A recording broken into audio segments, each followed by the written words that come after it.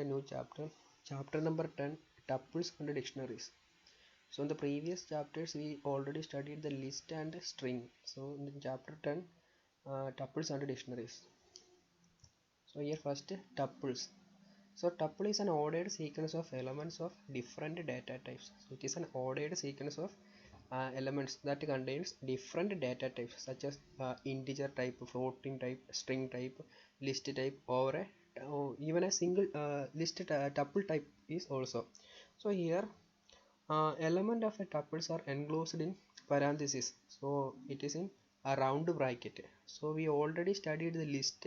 So in the list the elements are enclosed using square bracket. So in the list in the tuple we are using round bracket. So inside the all the elements are separated by comma. So like list and string, elements of a tuple can be accessed using index value. So in the previous chapters we study how to access the elements inside a list and string by using index value. The index value starting from 0. So this is the main concept about tuple. So tuples are the ordered sequence of elements of different data types: integer, floating point, string, list, over even a tuple also. So another main point is creating the tuple means by using a round bracket. So and all the variables inside the tuples are separated by commas. So this is an introduction to tuple. So here look at that, some tuple example is there. The tuple 1 is equal to, by using a round bracket 1, then using comma we can separate the values inside the tuple 1, 2, 3, 4, 5.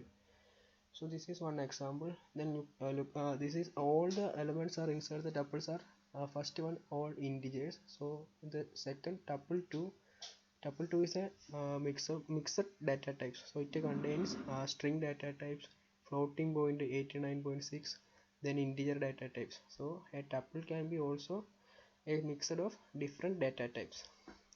So all the string value inside that tuple is should be in quotes. So here economics and accountancy values are string values, so it should be in quotes. Then look at that, we can also include a list inside a tuple. So here look at that, here 14 and 15, so that is a list. So a tuple that may contain another list. So 10, 20, 30, then 14 and 50 is considered as another list. So a tuple can contain another list also. Then look at that, a tuple can contain another tuple inside it. This is called a nested tuple. So look at the here 10 and 20 considered as another tuple inside the tuple 4. So these are the different ways to create different types of tuples. So here look at that, this is an important point. If there is only a single element in a tuple, then the element should be followed by a comma.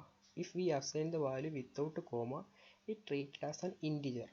So here look at that, the tuple 5 containing only one element 20, so it should be followed by one comma. So here look at that, after 20 we just put one comma, so then only it treated as a tuple, otherwise the tuple 5 become an integer.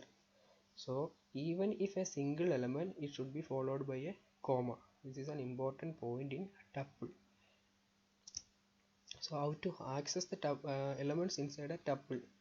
So in the string and list we are using index and slicing method. Here also we can use index and slicing method. So here look at the tuple 1 is equal to 2, 4, 6, 8, 10 and 12. So tuple of 0 returns the first value, means 2, because the index is starting from 0. Then tuple of 3 returns 8. Then tuple of 15. So 15 is not in the range, so it causes an error, because only 0, 1, 2, 3, 4, 5. 5 is the last index, so it produce an error, tuple of 15. Then also tuple of 1 plus 4 means tuple of 5, so it returns 12. So we can return the first element from the right means using tuple of -1. So same we can using list and string. So this is the various method to access the elements inside a tuple. Then tuple is immutable. So we already studied about what you mean by mutable and immutable.